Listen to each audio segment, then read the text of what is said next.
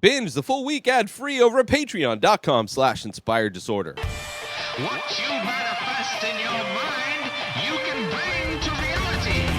Rona Dayz, episode 60 of the show that is continuing to go because the pandemic is continuing to go.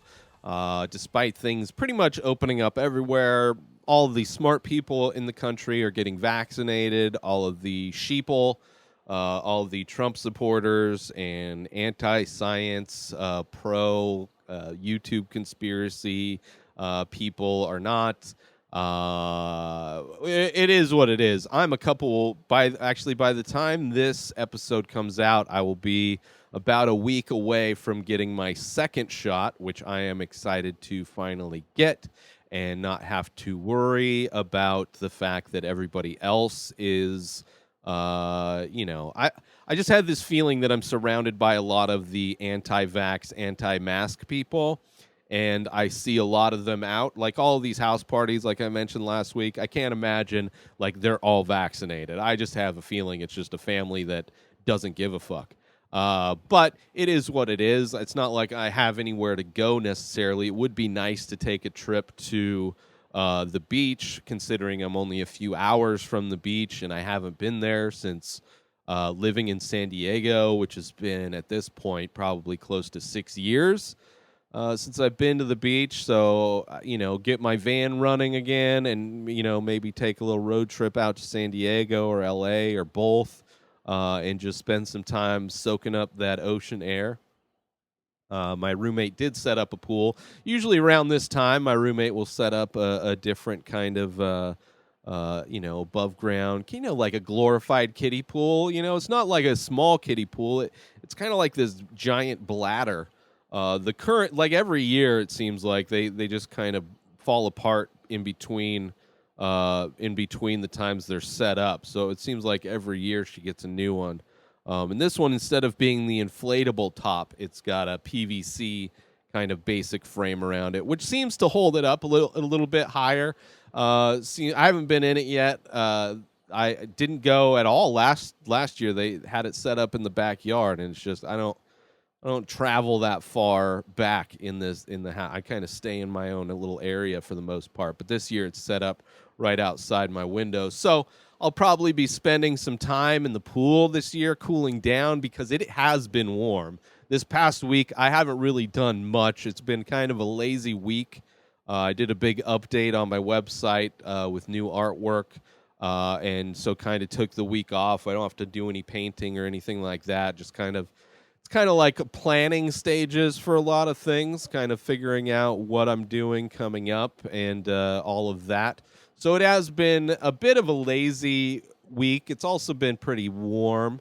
It hasn't been crazy hot. Like, it's gotten up to about 100 for the most part. Some days a little bit cooler. So I've been able to have the windows open and the fans going, and I'm pretty decent. It's hot. I'm sweating, but it's not like crazy hot. Like, it's manageable, and it's a drier heat right now this time of year. Usually around August, it tends to get a lot more humid. But so far, so good. It is starting to heat up. I'm not looking forward to it. It was a lazy week. It's doing a lot of sweating, especially at night. That's the worst part about the desert when it starts to heat up. It's not necessarily that it gets hot during the day. You would expect it to be hot during the day. You have a blazing sun. There's no cloud cover. It's just unrelenting sun beams blasting down on the ground. The worst part is at night. It could be like at the middle of the night. The sun has been gone for hours at this point, and you go outside and it's still hot. That's the worst part, where there's no relief from the heat. And it's starting to get that way. The coldest, the lows are in the 70s right now. So it does, by the time the sun's about to rise the next day, it's finally cools down a little bit. But that's not even going to be here for long. I'm not looking forward to this summer. But it is what it is, I guess. Theaters, there's a few theaters that are still opening or that are opened up again. So I'm definitely one thing I am 100% looking forward to is going to watch movies. Regal, the Regal Plus. I forget what Regal Platinum. I forget what it was called. They had their membership service is still available. The theater that I used to go to is closed. I don't know if that's gonna. It used to be a Regal theater, and it was always like it was never full. Like maybe on a weekend for a big release, it would be full. But I would go on like a Monday or a Tuesday during like the first screening. Like around noon, whenever they show their first movie, is when I would love to go before the pandemic, and there was nobody there. I would love to go there. I would go there. I'd usually smoke a joint, maybe not the whole joint, but I'd get high before I go, and then I watch the movie, and then after the movie, I go across the parking lot to this little diner, Maxie's Cafe, and I would get a burger and fries. This is delicious. Or I would show up early, get high, then go eat, and then go watch a movie. It was like, as far as something that I miss the most, because it's an excuse to get out of the house, even though I'm just going into another dark room to watch movies. So instead of watching movies here, I'm watching it somewhere else on a bigger screen that I have to pay for. But just getting out of the house to go do something is a nice little just kind of mental vacation. Watching movies in that bigger screen without my phone, there's no distractions. I enjoy the experience of watching movies in a theater.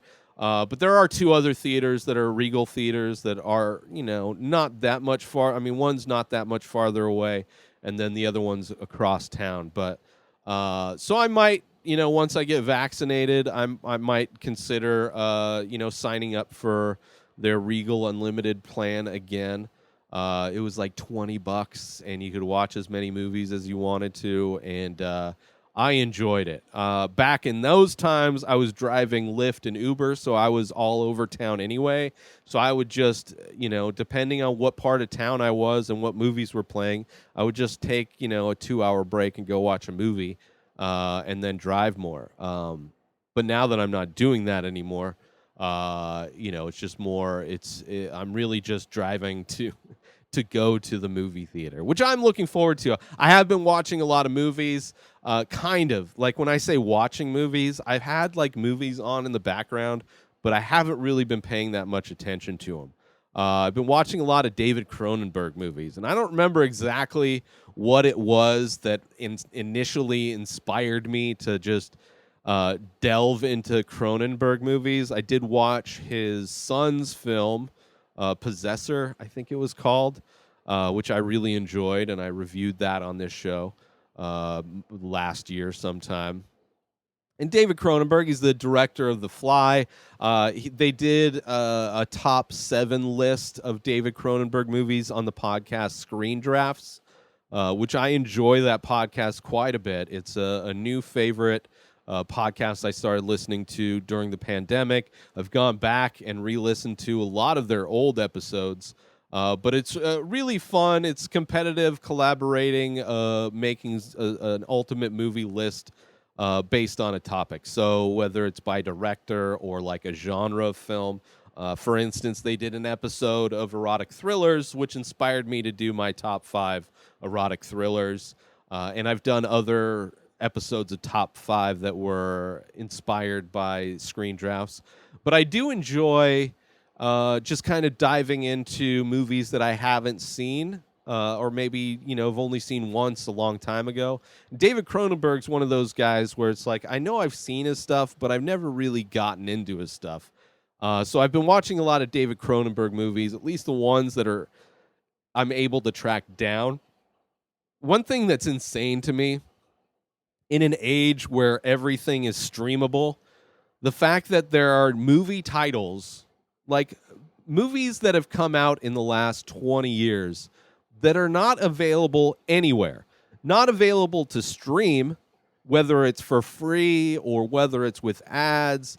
They're not available to stream anywhere. They're also not available to purchase anywhere in digital format. They're not available on Amazon. They're not available on iTunes. Specifically, the original Old Boy is impossible to find. I was able to acquire a digital copy through means, that were potentially nefarious. But,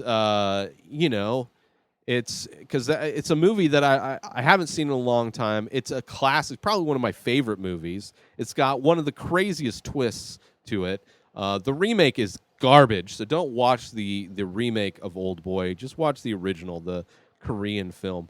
But a lot of David Cronenberg's movies aren't available. So, I watched a few of them, and like I said before, I watched them in quotations. There is a thing about David Cronenberg films that it makes it very easy to get distracted in my phone or doing other things. He does have like a slow pace to his films. The acting isn't always the greatest, but what David Cronenberg does do well is he introduces really strange characters in a way. I am going to be reviewing one of his movies, Maps of the Stars, on Friday's or tomorrow's episode, I should say, which is a more recent movie of his. He's one of those directors, I think, that's actually gotten quite better over time, where a lot of directors I feel have fallen off. Like Spielberg isn't nearly as good as he used to be. The guy that's doing all the CG stuff now, that's I'm blanking on names, but there's a lot of directors I feel that have been in the game a long time that generally they fall off. Fucking Scorsese, I think, has fallen off quite a bit in his later years. I think his earlier films are far better than his current ones. But David Cronenberg, I think, has done some amazing ones. So eventually I'll be doing a top 5 David Cronenberg list on a Saturday coming up. Once I'm able to acquire enough of his films to really go back through the catalog. And I actually need to watch the films, because the ones I did watch were in the background quite a bit. But I do love the crazy characters he has. He has, like, a lot of his movies have like a sci-fi element to it.